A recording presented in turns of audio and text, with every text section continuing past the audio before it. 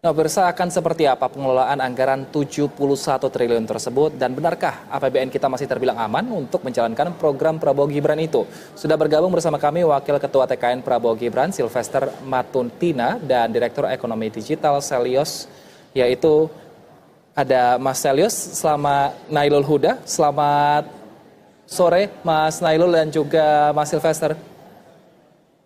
Selamat sore Mas Wilson.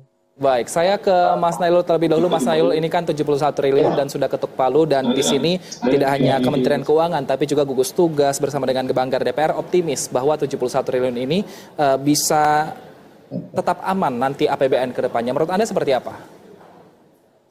Iya Mas, jadi kalau saya lihat ya memang ini disepakati karena unsur kehati-hatian gitu kan. Ini pemerintah saat ini dan gugus tugas untuk pemerintahan ke depan pun itu sama-sama sepakat ya untuk tidak menjalankan 100% gitu kan. Dan saya rasa juga itu sebuah langkah yang bagus menurut saya di tengah ya. Kalau kita lihat PPKF kemarin kan memang ada di angka 2,8 gitu kan, which is itu sangat sempit sekali loh ruang fiskalnya gitu kan. Dan ini ketika diketok 71 triliun dan itu kan targetnya kan sekitar 450 triliun kan sebenarnya, dan ini cuma 16% gitu. Dan saya rasa itu adalah bentuk kehati-hatian Bu Ani dan jajarannya terhadap program-program pemerintah tahun depan gitu. Jadi sudah dikasih pagar kalau untuk pengelolaan APBN itu harus prudent gitu, dan itu salah satu langkahnya adalah untuk tidak terlalu buru-buru untuk menargetkan ataupun menganggarkan 100% dari anggaran program makan bergizi gratis. Baik, saya ke Mas Sylvester. Mas Sylvester, tanggapannya aman nggak ini ke depannya? Ya Bang Yosan, memang dari awal kita menargetkan itu bertahap ya. Jadi kalau 71 triliun yang ada sekarang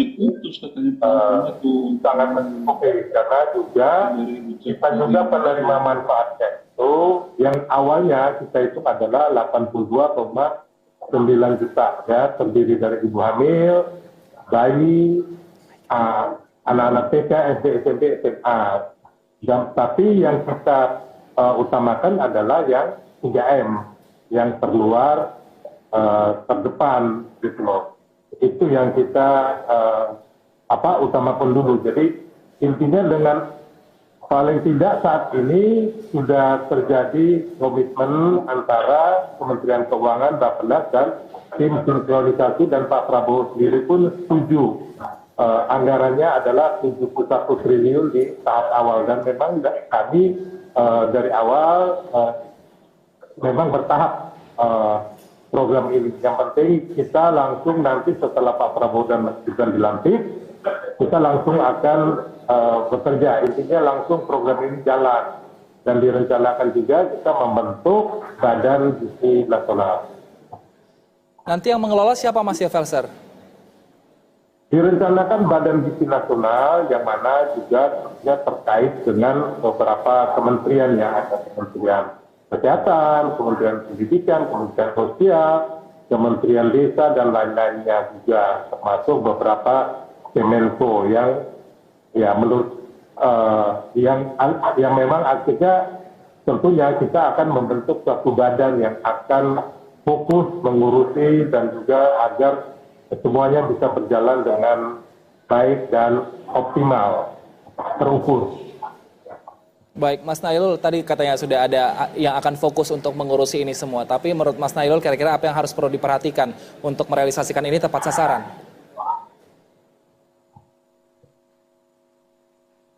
Mas Nailul, audionya masih termute, boleh di-unmute dulu? Oke, ya. Baik Mas, maaf. Ini saya pastikan ya, sebenarnya ketika ada badan baru, itu pasti akan ada penyesuaian dalam organisasi, penyesuaian juga dalam tupoksi antara badan baru dengan kementerian lainnya gitu.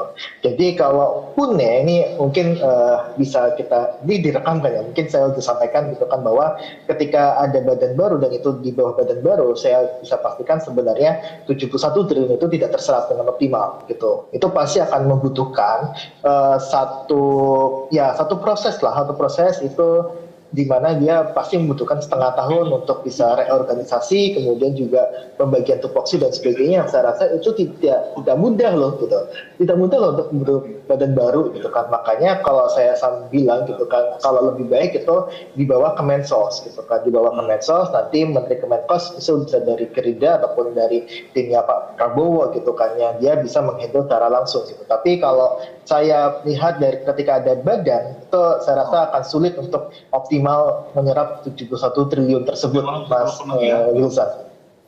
Mas Nailul, Kemensos saja katanya yang mengatur. Ini tanggapannya seperti apa? Apakah masih harus tetap membentuk badan baru menurut Anda? Ya, enggak. Kalau bentuk badan baru saya rasa itu akan terlalu lama prosesnya, Mas Wilson. Itu tidak akan mengganggu, karena kan Kemensos juga sudah ada, istilahnya sudah ada datanya, dan kemudian sudah ada di Reksosek juga gitu kan. Jadi ketika bentuk badan baru itu prosesnya akan lebih lama lagi. 71 triliun itu nggak akan terserap. Baik, Mas Silvester, jika bentuk badan baru masih lama katanya. Ini lantas menurut Anda seperti apa? Apakah dari Kemensos saja atau mungkin menggunakan masa transisi ini untuk kemudian membentuk badan baru? Ya, apa yang dikatakan Mas Nailul ini ada benarnya, tapi kita juga optimis bahwa pembentukan badan baru ini dengan waktu yang singkat, sepanjang memang kita benar-benar mau fokus bekerja, kami yakin bahwa tidak ada masalah dengan pembentukan badan baru. Nah, kemarin juga kita tahu bahwa banyak yang pesimis masalah IKN di awal ya tahun 2021, ternyata IKN berjalan dengan baik. Terus kemarin juga mengenai anggaran, hampir semua pengamat dan politisi mengatakan bahwa kita nggak ada anggaran, ternyata anggarannya ada. Gitu. Jadi intinya kita dari tim Pak Prabowo Mas Gibran dan juga tim kampanye nasional maupun tim Dewan Pakar dan juga dibantu oleh tim visualisasi dari Pak Jokowi, kita akan bekerja cepat dan kami yakin bahwa tidak ada masalah. Memang harus detail untuk badan visi nasional, termasuk untuk masalah supply, distribusi, dan penerima manfaatnya. Baik, kita akan nantikan seperti apa pengaplikasian dan juga penerapan dari dana 71 triliun ini. Terima kasih Bapak-Bapak atas waktunya, sehat selalu. Terima kasih Mas Nailul, terima kasih Pak.